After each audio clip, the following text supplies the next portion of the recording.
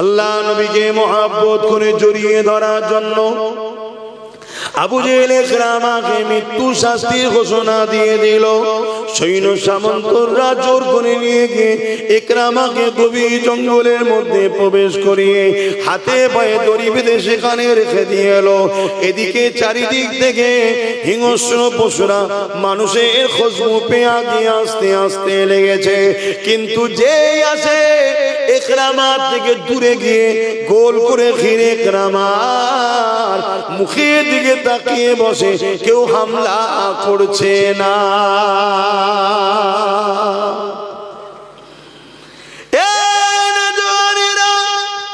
নিজেকে চিনতে শেখো, সিনার পাওয়ার বাড়াও।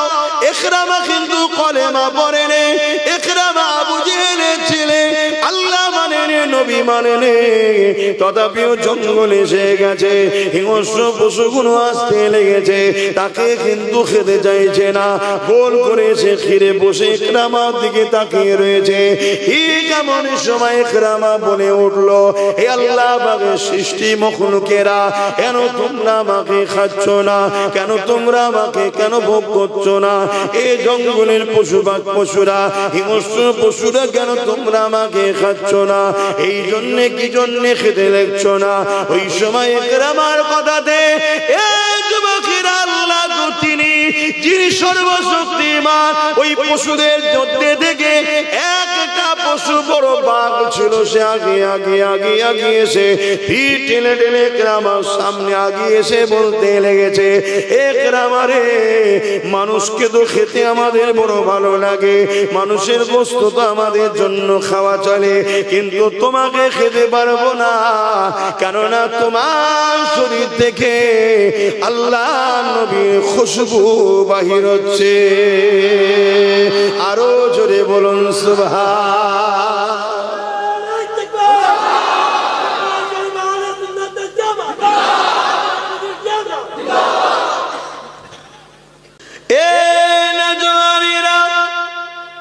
আবু জেহেল কত দিন আমার নবীর উপরে জুলুম করেছে, আল্লাহ নবীকে মেরে দিবার, আল্লাহ নবীকে শহীদ করে দিবার কত দিক দিয়ে ষড়যন্ত্র চালিয়েছে।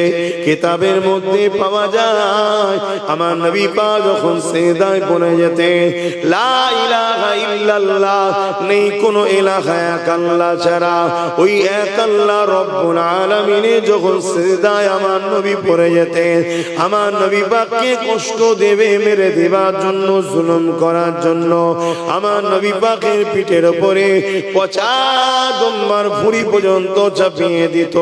এই যুবকের একদিন তো এত পচা দুম্বার ভুঁড়ি চাপিয়েছে, দয়ার নবী আমার পুরো ঢাকা পড়ে গেছে, নিঃশ্বাস নিতে পারছে না। হযরতে খাতুনে জান্নাত প্রতিদিন আব্বা জানের পিঠ থেকে দুম্বার ভুঁড়ি গুলো নাপিয়ে দেয়। এই দিনেতে রাসূলুল্লাহকে আর দেখা যাচ্ছে না, পুরো দুম্বার ভুঁড়ি চাপিয়ে দিয়েছে। আহা নবী আমার নিঃশ্বাস নিতে পারছে না।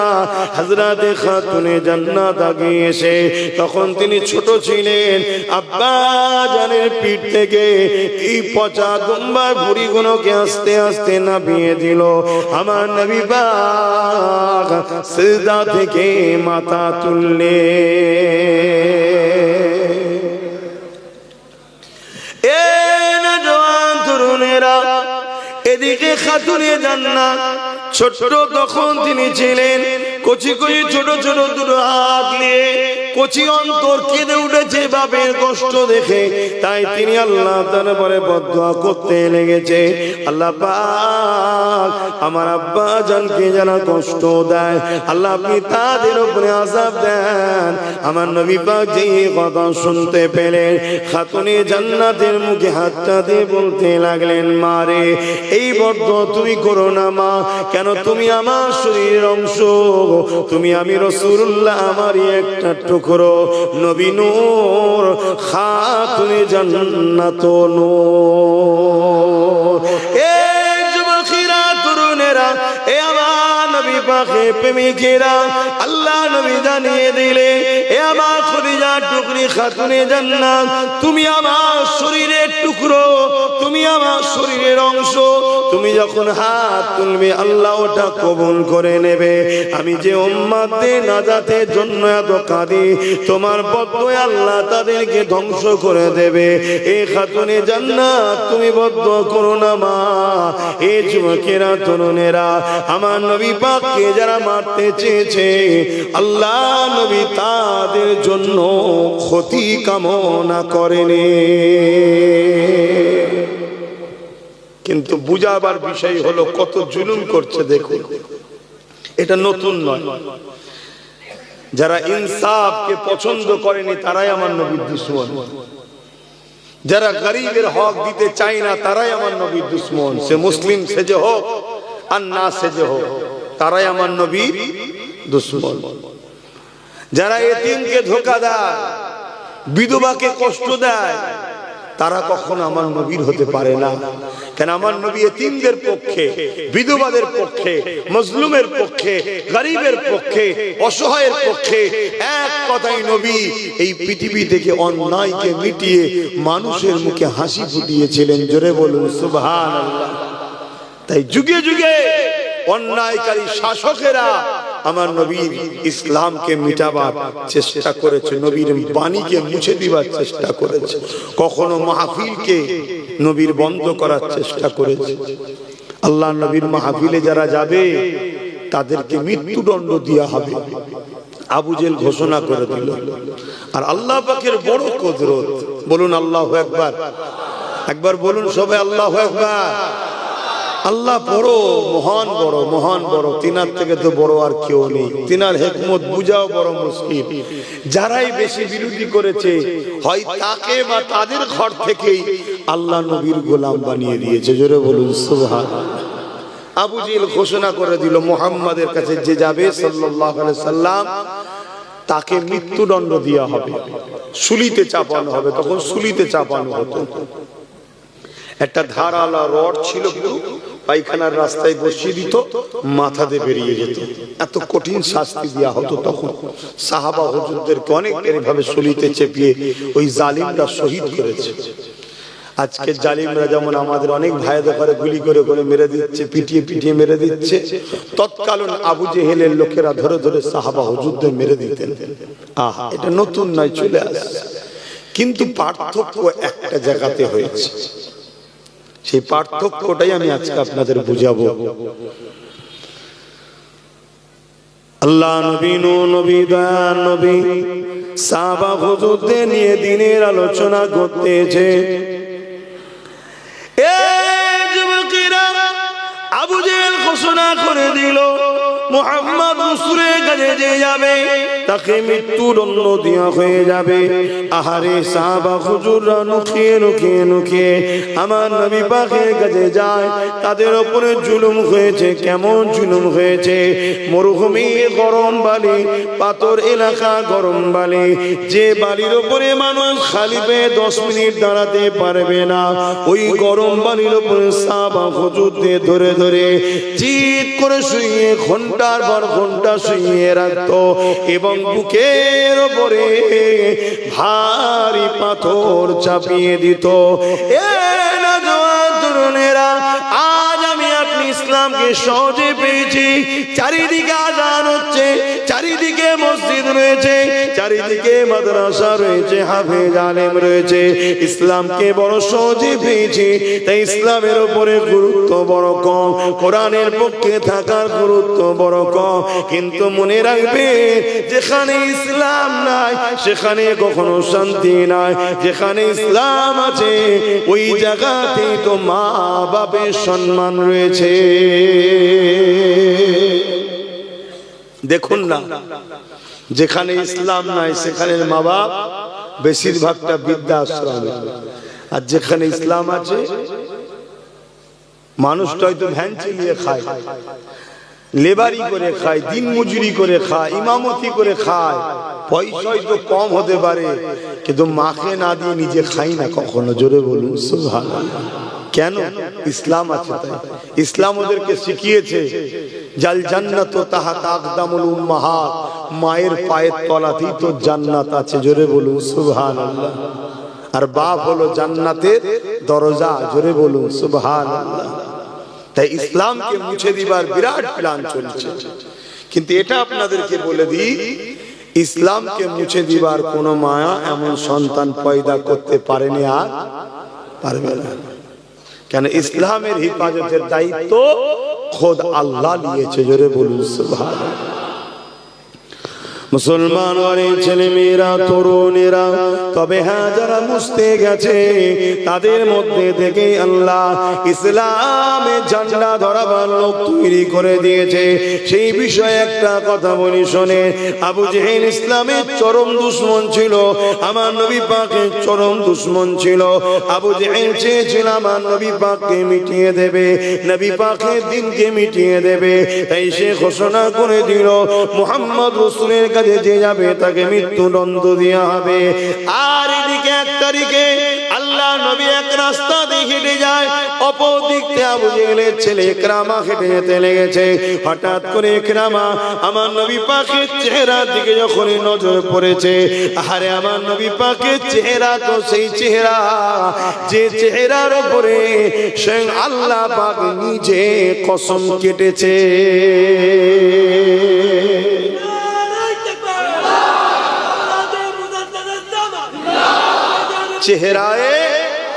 চেহারায় ওয়াদুহা, আহা আমার নবীর চেহারা এত সুন্দর। একদিন নবী মদিনার বাজারে গেছে, হুজুর পাক যেতেন, কে 2 নম্বরই করছে না করছে, কে ভুল করছে না করছে, সব শিক্ষা দিবার জন্য। কারণ বিজনেসটাও তো শিখাতে হবে, 2 নম্বর মাল দিচ্ছে কিনা, উপরে শুকনো ভেতরে ভিজে, এসব হয় তো। এখন ইসলামে হারাম। কিছুক্ষণের জন্য এই ব্যবসায় বরকত হয় না, মানে একটু লাভ দেখতে পেলেও কিন্তু বিরাট বড় ক্ষতিকে টেনে নিয়ে যাবে। দুটো রাস্তা একদম ব্রেনে ঢুকিয়ে নেয়। দুটো রাস্তা, 3টে কোনো রাস্তা নেই, দুটো রাস্তা। একটা রাস্তায় চলা শুরু হয় শান্তিতে, আর শেষটা কষ্ট, যে কষ্ট শেষ নাই। আর একটা রাস্তা শুরু হচ্ছে কষ্টতে, কিছুটা চলার পরে শান্তি, যে শান্তির আর শেষ নাই। আপনি কোন রাস্তায় চলবেন আপনার ব্যাপার। কিছু বুঝলেন? একটা মানুষ প্রথম চান্সে পাহাড় থেকে নামছে, তারপরে আর একটা পাহাড়ে উঠতে হবে। আর একটু বুঝাচ্ছে আপনাকে। আরেকটা মানুষ প্রথম চান্সে পাহাড়ে উঠছে, তারপরে নামতে হবে। অবশ্যই নামাটা আরাম, তাই তো নাকি? ওটাটাই তো কষ্ট। এই দুটো মানুষের মধ্যে জ্ঞান কে? যে প্রথম পাহাড়ে উঠছে না, যে প্রথম পাহাড় থেকে নামছে। কিন্তু উভয়কেই একটা পাহাড় পার করতেই হবে, একটা থেকে নামতে হবে, এটা করতেই হবে উভয়, শর্ত। এবারে তুমি প্রথম পাহাড়ে উঠবে না প্রথম পাহাড় থেকে নামবে? বলো। যে চালাক হবে সে বলবে আমি প্রথম পাহাড়ে উঠে যাই, কেন এখন শরীর তবুও ঠিক আছে।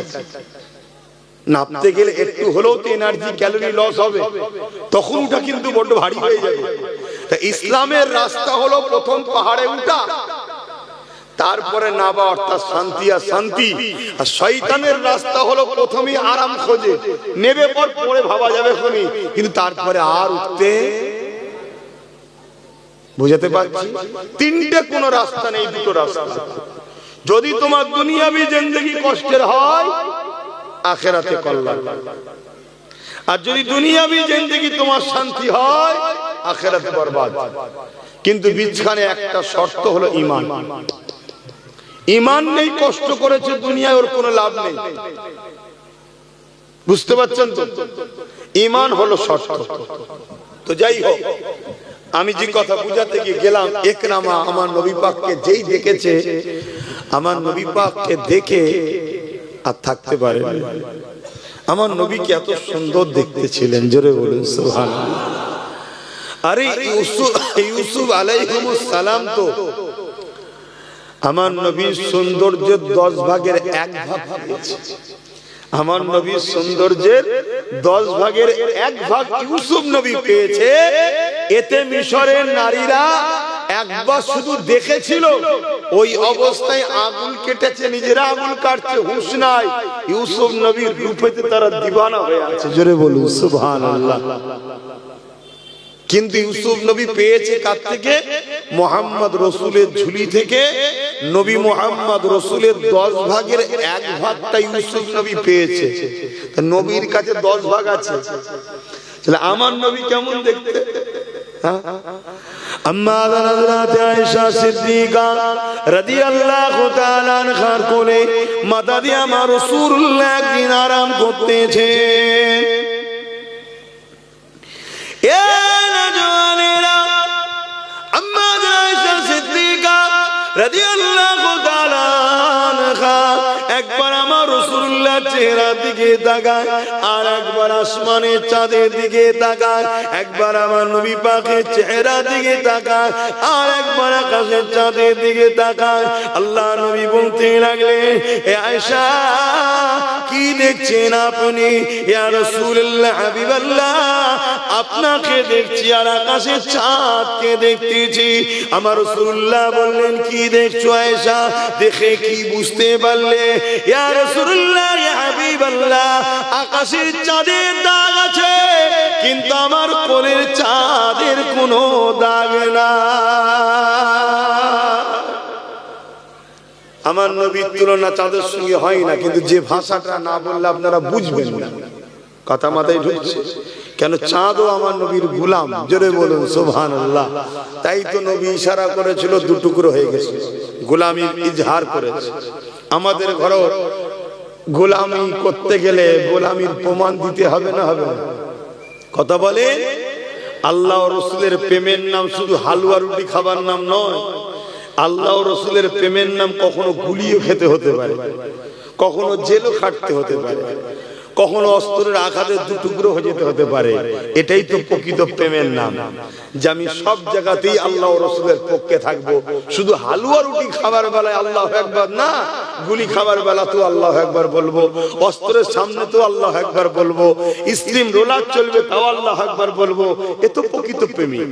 আর শুধু খাবার বেলায় আল্লাহু আকবার আর বাকি জায়গায় বলবেন না, এ তো স্বার্থপর। কি গো, ঠিক বলছি না ভুল? একে তো মুনাফিক বলা হয়। হ্যাঁ, তো ভাইরা আমার, আমার নবী পাক সাল্লাল্লাহু আলাইহি সাল্লামকে ইকরামা দেখছে আর আমার নবী যাচ্ছে। আমার নবী এত সুন্দর দেখতেছিলেন, এই বিষয়টা বলতে গিয়ে মদিনার একটা ওয়াকিয়া মনে পড়েছে, আপনাদের বলছি, শুনছেন তো সবাই? কেন আমি বলেছি 4টে শক্তি জালিমদের কাছে বাঁচতে গেলে আমাদের একটা শক্তি দরকার, যে শক্তি সাহাবাদের ছিল, যে শক্তি যুগে যুগে ঈমানদারদের কাছে ছিল, ওটা হলো সিনার শক্তি। তাই তো নাকি?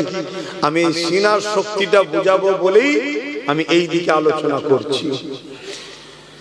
তো ভাইরা আমার, আমার নবী পাক সাল্লাল্লাহু আলাইহি সাল্লাম মদিনার বাজারে গেছেন, ঘুরতে ঘুরতে যে এক জায়গায় হাজির হয়েছেন যেখানে উট বিক্রি হচ্ছে। তৎকালীন সময় উটের বিরাট কিন্তু ভ্যালু, কারণ তৎকালীন সময় যাতায়াতের অন্য কোনো ব্যবস্থা ছিল না। মরুভূমি পাথর এলাকায় উটের সাথে সওয়ারি হতো মানুষ, আর যুদ্ধের জন্য ঘোড়া ছিল। উটের উপরে মানুষ সওয়ারি করত, আর উটের মধ্যে আবার সুরখ লাল উটের সব থেকে ভ্যালু। এক একটা সময় একটা জিনিসের রেওয়াজ থাকে, লাল উটের বিরাট ভ্যালু। আল্লাহর নবী দেখছেন একদল লোক বাইরে থেকে এসেছে মদিনার বাজারে উটের ব্যবসা করতে। তাদের কাছে একটা উট আছে, যে উটটাকে আমার নবীর পছন্দ হয়েছে। জোরে বলুন সুবহানাল্লাহ। হায় মদিনার ওই উটটা কত সুন্দর, যাকে আমার নবী পছন্দ করেছে। জানি না আমার নবী আমাদেরকে পছন্দ করে কি, কিন্তু মদিনার এই উটটাকে নবী পছন্দ করেছে। এ জিন্দেগির কিছু দাম নেই। আব্বাস সিদ্দিকী দাদা হুজুরের আওলাদ, এসব কিছু দাম নেই। যদি নবী পছন্দ করে তবে দাম, কারণ নবী যাকে পছন্দ করবে আমার আল্লাহ তাকে পছন্দ করবে। হাই রে উট, তোর কত বড় কপাল। আশরাফুল মখলুকাত, হয়তো মানুষ বলবে মানুষ তো আশরাফুল মখলুকাত, কিন্তু আপনারা কোরআনের ওই আয়াতটা পড়েননি? আল্লাহ কোরআনে বলছে উলাইকা বালহুম আদাল, মানুষ হচ্ছে চতুষ্পদ জন্তুর থেকেও নিকৃষ্ট। ওটা পড়েন, শুধু আশরাফুল মখলুকাত বলছেন, নিকৃষ্টও তো মানুষ। আশরাফুল মখলুকাত কে? যাকে নবী পছন্দ করেছে, জোরে বলুন সুবহানাল্লাহ। তখন সে উটের থেকেও দামি। কিন্তু নবী যদি পছন্দ না করে তাহলে সব থেকে নিকৃষ্ট, উটের থেকেও খারাপ। তা মদিনার ওই উটটাকে যখন শুনেছি বা পড়েছি বা বলি, মনে পড়ে হারে তুই কত সৌভাগ্যবান, আমি আশরাফুল মখলুকাত হতে পেরেছি কি এখনো জানি না। আমার নবী পছন্দ করে কি আমি জানি এখনো জানি না, তবে একটু একটু নমুনা পাই। হুজুর তার দরবারে আমায় ডেকেছে, আমার কাছে মেহমান হয়ে আয়। মদিনা শরীফ আমায় নিয়ে গেছে আমার নবী, তার দরবারে হাজিরি করিয়েছে। আল্লাহ মক্কায় কার ঘরের কাছে নিয়ে গেছে, আয় আমার ঘর দেখবি আয়। এ থেকে একটু একটু নমুনা পাওয়া যায়, কিন্তু তারপরও যেভাবে উটটা পেয়েছিল ওভাবে তো পেলাম না। উটটাকে আমার রাসূলের পছন্দ হলো, জোরে বলুন সুবহানাল্লাহ।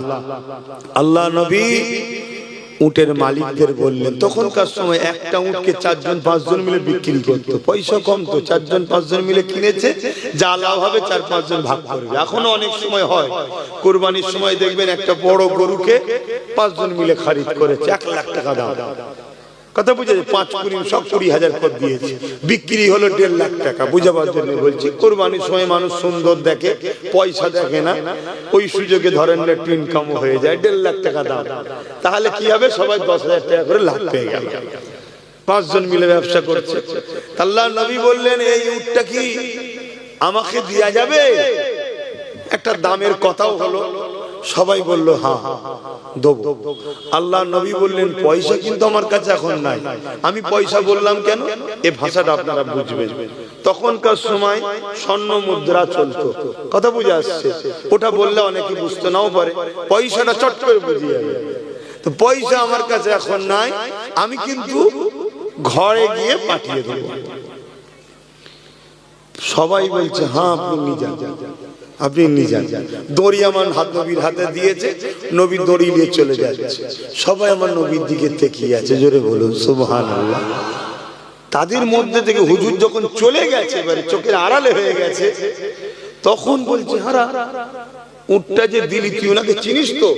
ও বলছে না তো। তুই? বলছে আমি জানি না তো। তুই?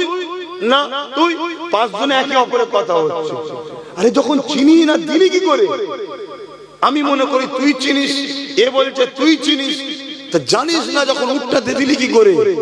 একজন বলছে কেন দেবো না, উনি যখন কথা বলছিল দেখেছিস উনার 2 ঠোঁটের ভেতর থেকে নূর ঝরছে, জোরে বলুন সুবহানাল্লাহ। আমি ওটা দেখতেই তো ব্যস্ত, ইনি কেমন মানুষ, কি সুন্দর। তারা জীবনে প্রথম নবী দেখছে, তারা জানে না ইনি কে। তিনার যে নূর ঝরছে ওইটা দেখেই তো আমি দিওয়ানা হয়ে গেছি। কি পয়সার কথা বলবো, কি চিনি দে দিয়েছি। আর একজন বলছে আরে খেয়াল করে দেখেছিস ওনার চুল, আমার নবীর চুল বাবরি চুল না থাকতে, অনেক ধরনের চুল রাখতেন, তার মধ্যে বাবরিটা বেশিরভাগ সময় রাসূল রাখতেন।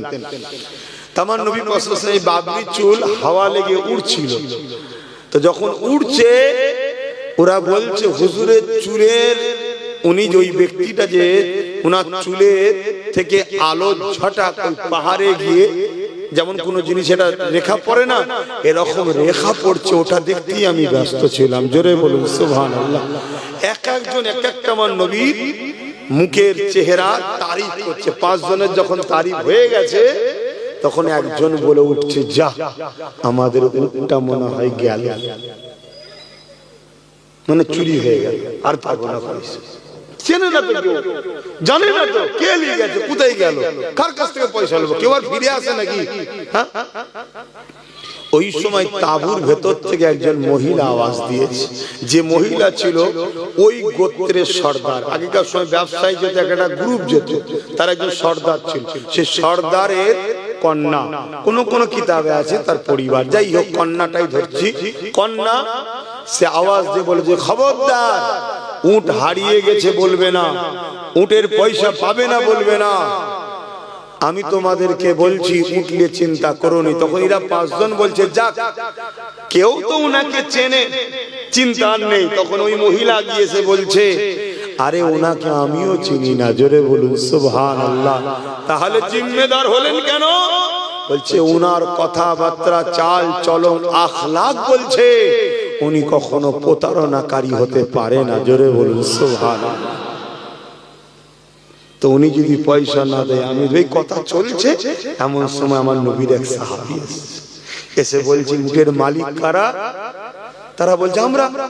কেন, কি হয়েছে? না, আমাদের হুজুর উটের পয়সা দিয়ে। কে উনি? বলছে চতুর্দিকে দেখতে পাচ্ছ না খেজুর গাছ, এটা মদিনা শরীফ। উনি হলেন আখেরি নবী মুহাম্মদুর রাসূল। জোরে বলুন সুবহানাল্লাহ। তারা সবাই বলতে লেগেছে পয়সা দিতে লাগবে না, ওনার কাছে আমাদেরকে নিয়ে চলো। তারা আমার নবীর দরবারে এলেন। নবী জিজ্ঞেস করছে কি গো বাবা, পয়সা তো পাঠিয়েছে, আবার এলে? বলছেন হুজুর পয়সা লাগবে না, আপনার কদমের তলায় একটু আমাদের জায়গা লাগবে। জোরে বলুন সুবহানাল্লাহ। সব ঈমানের কলেমা পড়ে মুসলমান হয়ে গেল। জোরে বলুন সুবহানাল্লাহ। সেই নবী পাককে আবু জেহেলের ছেলে দেখেছে, দিবানা হবে না? হবে না? কথা বলেন। আল্লাহ নবীকে এক ইহুদি ঘরের ছেলে দেখেছিল। আল্লাহ নবী বাজারে গেছে, ওই ইহুদি ছেলেটা বাজারে এসেছে।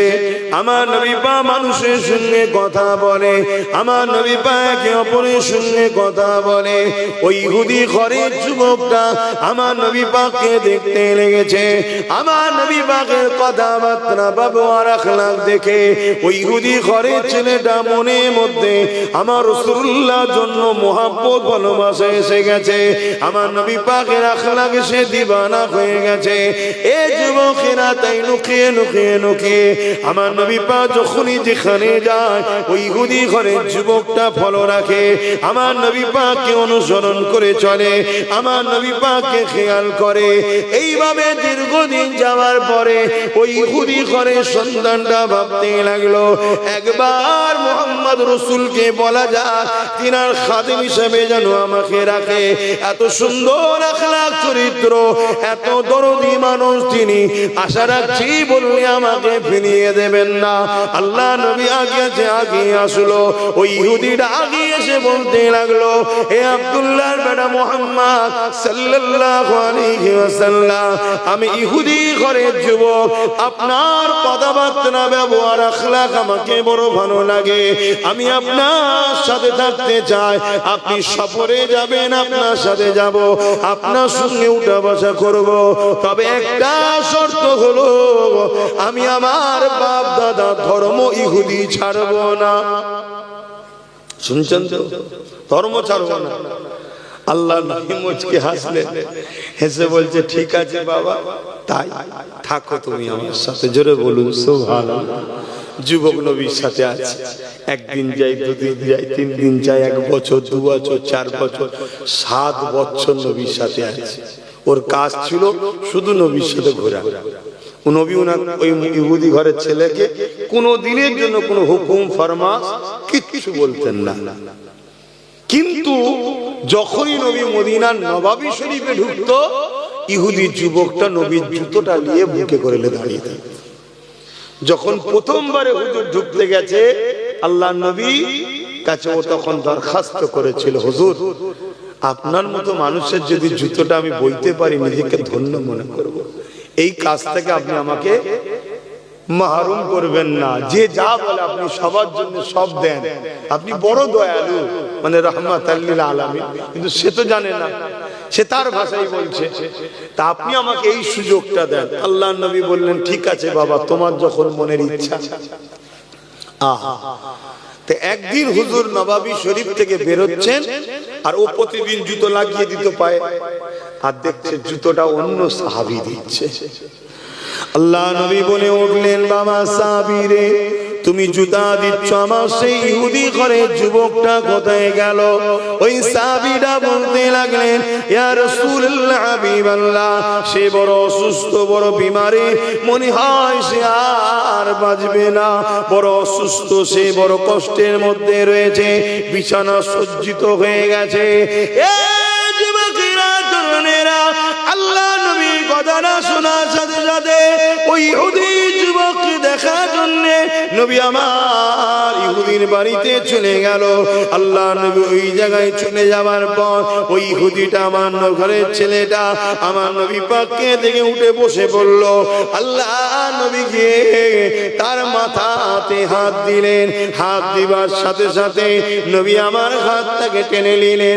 টেনে নিবার পরে বলেছিলেন, বাবা ছেলে, এ যুবক, তুমি আমাকে বড় মহব্বত করো, আমার সাথে তুমি দীর্ঘ 7 বছর শুনেছো বাবা, বলতে পারবে তোমাকে আমি কোনো দিনের জন্য কোনো ফরমাস, কোনো কাজ, কোনো কথা বলেছি যেটা করো? কোনো দিনের জন্য বলেছি? যুবক বলছে না। কোনো জোর দিয়েছি কোনো কাজে? যুবক বলছে না। কোন রকম হুকুম করেছি? যুবক বলছে না। তবে বাবা ছেলে, তুমি আমাকে বড় ভালোবাসো, আমি রাসূলুল্লাহ তোমাকেও ভালোবেসেছি, তাই আমি নবী চাই তুমি পরকালে আমার সঙ্গে জান্নাতে যাবে। তবে বাবা আল্লাহর নিজাম তো পাল্টানো যাবে না বাবা, তাই আমি রাসূলুল্লাহ বলি, আজকে দিনে তুমি একটা কথা শুধু দিল থেকে একবার বলে দাও, আমি নবী জামিনদার হয়ে যাচ্ছি, কবর থেকে নিয়ে জান্নাত পর্যন্ত নিয়ে যাওয়ার জন্য আমি রাসূলুল্লাহ তোমার দায়িত্ব নিয়ে নিলাম। কি কথা বলতে হবে? একবার দিল থেকে বলো, লা ইলাহা ইল্লাল্লাহ মুহাম্মাদুর রাসূলুল্লাহ, আল্লাহ ছাড়া কোনো ইলাহা নাই, আমি মুহাম্মদ আল্লাহর প্রেরিত রাসূল, এটাকে তুমি মেনে নাও। ইহুদি যুবকটা আমার নবীকে একবার দেখে আর বাপের মুখের দিকে তাকায়। কেন? বাপ ছিল তৎকালীন সময় ইহুদি ধর্মের একজন বড় আলেম পণ্ডিত মানুষ ছিল, তাই বাপের মুখের দিকে তাকাতে লেগেছে, আব্বা কি বলবে? ওই সময় বাপ বলতে লেগেছে, এ বাবা ছেলে, বাপের মুখের দিকে কি তাকাচ্ছি? জিনার মহব্বতে 7 বছর কাটিয়ে দিয়েছি, তিনি যা বলছে জলদি করে পড়েলে, কেননা আমি আমার ইলম দ্বারা দেখতে লেগেছি ইনি হলেন আখিরি নবী মুহাম্মদ সাল্লাল্লাহু আলাইহি ওয়াসাল্লাম। ছেলেটা কলেমা পড়তে লেগেছে, লা ইলাহা ইল্লাল্লাহু মুহাম্মাদুর রাসূলুল্লাহ সাল্লাল্লাহু আলাইহি ওয়াসাল্লাম। সঙ্গে সঙ্গে ইন্তেকাল হয়ে গেল। ইন্না লিল্লাহি ওয়া ইন্না ইলাইহি রাজিউন। আল্লাহ নবী সাহাবাদের বললেন, গোসল দাও, আমি নবী এই ছেলেটার জানাজা পড়ব। জোরে বলুন সুবহানাল্লাহ। নবী ইমামতি করলেন, জানাজা পড়লেন। হাই রে কপাল! কি কত বড় কপাল বলুন তো, কত বড় কপাল!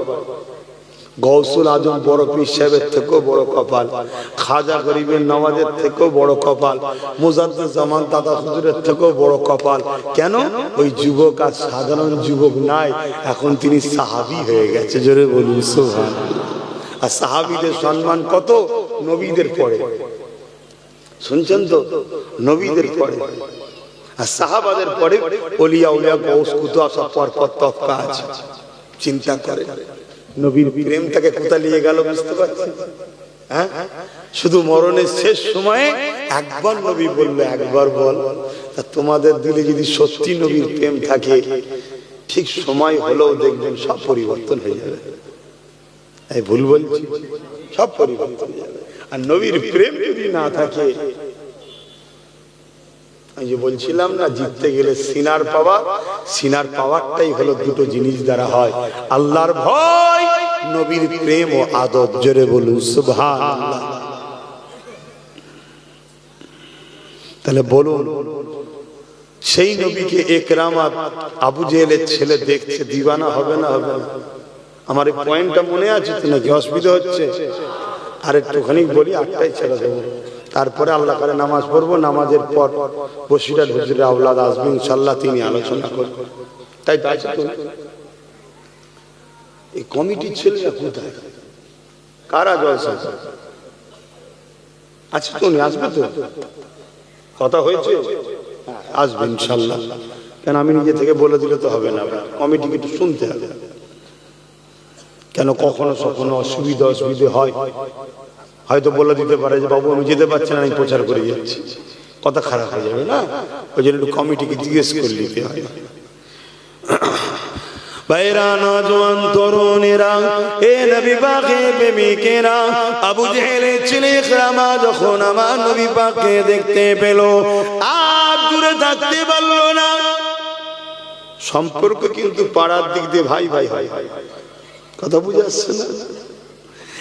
এ নওজোয়ানেরা ছুটে এসে আল্লাহ নবীকে বুকে জড়িয়ে ধরলো। ইকরামা আবু জেহেলের ছেলে জড়িয়ে ধরেছে, কিন্তু কলেমা তখনও পড়েনি, ঈমান তখনও আনেনি। এই খবরটা আবু জেহেলের কাছে চলে গেল। এ আমাদের সরদার, তুমি আইন করেছো মুহাম্মদ রাসূলের কাছে যে যাবে তার জন্য মৃত্যুদণ্ড। আবু জেহেল বলল, হ্যাঁ আমি আইন করেছি, আর আমার আইনকে পাল্টাবে কে? আমার হাতে রাজ ক্ষমতা, আমি পাওয়ারে রয়েছি। এ যুবকেরা ওই সময় বলতে লাগলো, এই আইন কি সবার জন্য না বিশেষ বিশেষ লোকের জন্য হবে? আবু জেহেল বলতে লাগলো, না সবার জন্য। মক্কার যদি অন্য কোন সরদারও হয়, আমার নবীর কাছে যে যাবে তাকে মৃত্যুদণ্ড দেওয়া হবে। ওই সময় যারা দেখেছিল ইকরামা আমার রাসূলুল্লাহকে জড়িয়ে ধরেছে, তারা বলতে লাগলো, আবু জেহেল তোমার ছেলে মুহাম্মদ রাসূলুল্লাহকে জড়িয়ে ধরেছে, এবারে বলো তার জন্য কি শাস্তি আছে? যাক, আবু জেহেলের একটা খসলত দেখেছি, ভালো বলবো না, দেখলাম আজকের আবু জেহেলদের থেকে একটু হলেও ঠিক আছে। শুনছেন তো নাকি? কি করেছিল আবু জেহেল? ছেলেকে ডেকেছে, শুনছি নাকি এই ব্যাপার? বলছে হ্যাঁ বাবা। আরে আমি বুঝতেই পারলাম না, হুজুরকে দেখার পরে কেমন যেন একটা হৃদয় ওনার জন্য ভাব ভালোবাসা এসে গেল, আমি গিয়ে ওনায় জড়িয়ে ধরে ফেললাম। আবু জেহেল বলছে কিচ্ছু করার নেই, আমাকে লোক আর মানবে না যদি আইন ফাইসাল্লা না দিই। তুমি আমার ছেলে তো কি হয়েছে, যাও মৃত্যুদণ্ড ঘোষণা করলাম। আর আজকের জালিমরা কি করে? নিজের দলের লোক যাই করুক, যদি রেপও করে দেয় কোটি কোটি টাকা খরচ করে উকিল লাগিয়ে তাকে ছাড়াবে, কিন্তু জালিমের বিরুদ্ধে বিচার। এ থেকে আবু জেহেল একটু হলেও ভালো ছিল। নাউজুবিল্লাহ, ভালো বলা ঠিক নয়, তারপরে এদের থেকে ভালো বলতে চাইছি। এখানে কি ভাষা উচ্চারণ করলে বুঝবেন আমি তো বুঝতে পারছি না। কথা বুঝে আসছে? দুই মন্দর মধ্যে তুলনামূলক কথা বুঝে। অথচ কিন্তু এরা আবু জেহেলের শিষ্য, কিন্তু এখন এরা আবু জেহেলকেও ভাট্টা করতে। কথা বুঝে আসছে? যেমন ফেরাউন আর শয়তানের একদিন আলোচনা হচ্ছে, বিশাল আলোচনা হতে হতে হঠাৎ দুই শয়তানে ঝগড়া লেগে গেল। ফেরাউন এক শয়তান আর ইবলিস আর এক মেন শয়তান। ফেরাউন কিন্তু ইবলিসের শিষ্য। ফেরাউনকে ফেরাউন বানিয়েছে কে? ইবলিসই তো বানিয়েছে। কিন্তু ঝগড়া হতে হতে এমন জায়গায় পৌঁছে গেছে, ইবলিস দাঁড়িয়ে গিয়ে রেগে বলছে, এই ফেরাউন শোন, তুই আমার থেকেও বড় শয়তান। বলছে কি করে বললে? বলছে দেখ, তুই কে আমি আমার শিষ্য বানিয়েছি, কিন্তু তুই শিষ্য এখন নেই, তুই আমার গুরু হয়ে গেছিস। কি জন্যে? আমি যত বড়ই শয়তান হই না কেন, খোদা দাবি করার সাহস পাইনি, তুই এত বড় শয়তান নিজেকে খোদা বলেছিস। কথা বুঝে আসছে? তা ফেরাউন ইবলিসেরই চালা, কিন্তু শয়তানের দিকে ইবলিসকেও টপকে গেছে। তা আজকে যেসব জালিমগুলো রয়েছে, এরা সব আবু জেহেলেরই চালা, কিন্তু শয়তানের দিক দিয়ে আবু জেহেলকেও টপকে যাচ্ছে। ইকরামাকে আবু জেহেল আইন ঘোষণা করলো মৃত্যুদণ্ড। কিভাবে মৃত্যুদণ্ড দেওয়া হবে? যত ছেলে হয়তো লোক সমাজে কতল করলে, সর্দারের ছেলে কতল হচ্ছে, একটা সর্দারের মনে হচ্ছে মাথাটা হ্যাট হয়ে যাবে। এক কাজ করো, একে জঙ্গল খোঁজো, জঙ্গল খুঁজে ওই জঙ্গলে নিয়ে যে হাতে পায়ে দড়ি বেঁধে দেখে দাও, যাতে করে হিংস্র পশুরে একে ছিঁড়ে ছিঁড়ে খায়। বাপ ছেলেকে ফতোয়া দিচ্ছে, কি জন্যে? নবীকে জড়িয়ে ধরেছে, কলমা পড়ে নে, আল্লাহ মানে নে, মুহাম্মদ রাসূলকেও মানে নে, শুধু চম্বুক যেমন টেনে নেয়, হুজুরের প্রেমে ওকে টেনে নিয়েছে, যে ধরে ফেলে। শুনছেন? আজকেও যেমন সমাজে এমন বাপ আছে, তার ছেলে মদখোরের সঙ্গে মিশলে নিষেধ করে না, চোরের সঙ্গে মিশলে নিষেধ করে না, দুর্নীতিবাজদের সঙ্গে মিশলে নিষেধ করে না, ঘুষখোর অত্যাচারী শাসক প্রতারণাকারীদের সঙ্গে মিশলেও নিষেধ করে না। আমি নবীর গোলাম, আমার সাথে মিশলে নিষেধ করে, আব্বাসের সঙ্গে যাবি না। এমনও বাপ সমাজে আছে না? না। আচ্ছা, আপনাকে আবু জেহেল বলবো না, আল্লাহর কাছে দোয়া আছে আপনি হিদায়েত হন, বলুন আমিন।